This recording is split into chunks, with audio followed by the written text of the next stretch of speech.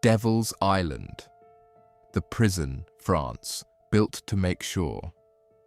No one came back. They sent men to a tropical island, specifically because escape was considered close to impossible, surrounded by shark-infested water and currents strong enough to drown even skilled swimmers. One prisoner spent nearly 5 years plotting his escape anyway, using coconuts as flotation devices. Everyone told him he'd die trying. He made it out. Almost nobody else ever did. Devil's Island, along with the broader penal colony system of French Guiana it belonged to, was established by France in the mid-19th century as a destination for convicted criminals and, notably, political prisoners the French government wanted permanently and effectively removed from mainland society, located off the coast of South America in a genuinely remote, disease-prone tropical environment that colonial administrators specifically selected for its natural barriers to escape, isolation, brutal climate, and surrounding waters known for strong currents and shark activity, conditions that made unauthorized departure from the island genuinely, statistically close to suicidal for most prisoners who attempted it. The broader French Guiana penal system, of which Devil's Island formed one specific component alongside several other prison facilities on the mainland and nearby islands, operated from the 1850s until the system's formal closure in 1953, processing an estimated total of roughly 80,000 prisoners across its full operational history, a population subjected to genuinely brutal conditions including forced labor, tropical disease, malnutrition, and a documented mortality rate so severe that prisoners and French officials alike commonly referred to the entire system by the grim nickname the dry guillotine, reflecting a widely understood reality that transportation to French Guiana frequently amounted to a slow, gradual death sentence regardless of a prisoner's officially assigned term length. The prison system's most historically significant individual case involved Captain Alfred Dreyfus,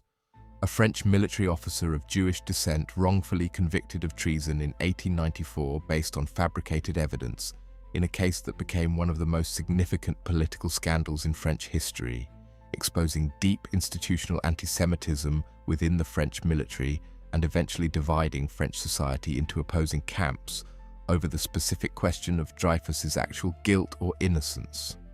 Dreyfus was specifically imprisoned on Devil's Island itself, held in genuinely severe isolation under conditions considerably harsher than those applied to most ordinary prisoners, before his conviction was eventually overturned in 1906, following years of sustained public campaigning by prominent supporters, including the novelist Émile Zola,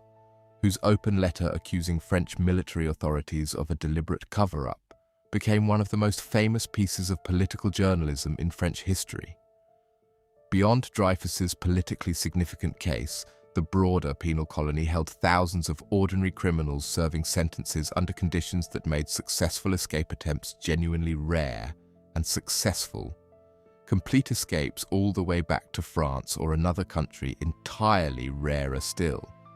Given the combination of the island's natural geographic barriers, the broader colony's remote jungle surroundings on the mainland facilities, and formal agreements with neighboring countries that generally supported returning escaped French prisoners rather than granting them refuge. The system's most famous individual escape story belongs to Henri Charriere, a prisoner convicted of murder, a conviction he maintained throughout his life was wrongful,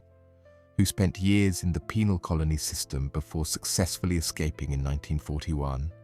eventually reaching Venezuela and beginning a new life there, later writing a best-selling memoir titled Papillon, detailing his imprisonment and eventual escape, a book that became an internationally successful bestseller and was subsequently adapted into 2 major Hollywood films, bringing global popular attention to the broader penal colony system decades after its actual operation,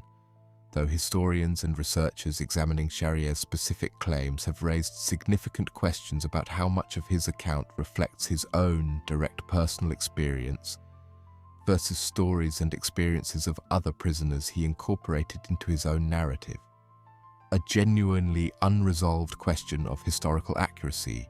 that has followed the book's legacy ever since its publication, without ever fully discrediting the broader, well-documented brutality of the prison system itself that provided its genuine historical backdrop. The penal colony's eventual closure in 1953 came only after decades of mounting international criticism regarding the system's brutal conditions and staggering mortality rates, with French officials gradually acknowledging that the colony had failed to achieve its original stated purpose of using prisoner labor to help develop and populate French Guiana as a colonial territory. Since the system's genuinely severe conditions meant relatively few prisoners survived their sentences in sufficient health to contribute meaningfully to any lasting colonial development, undermining the system's original practical justification even beyond the mounting humanitarian criticism it faced. What makes Devil's Island and the broader French Guiana penal system endure as one of history's most significant examples of state-sanctioned punitive brutality isn't simply the harsh individual conditions prisoners faced, though those conditions remain genuinely severe by any historical standard, but the system's specific, deliberate design,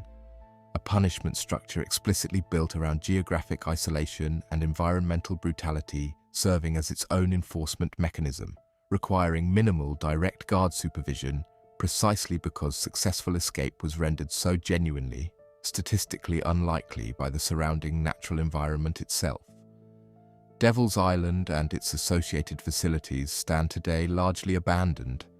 their crumbling structures gradually being reclaimed by the surrounding jungle. A quiet, decaying monument to a prison system specifically designed around the calculated brutality of geography itself. One that succeeded for nearly a century in making sure that for the vast majority of the roughly 80,000 people sent there, the sentence handed down in a French courtroom effectively became a life sentence, regardless of whatever specific term had actually been written on the paper. If stories like this, where a prison's most effective wall was never actually built by human hands, are exactly what you come here for, subscribe to The Grave Details, because history holds more stories like this than most people will ever know.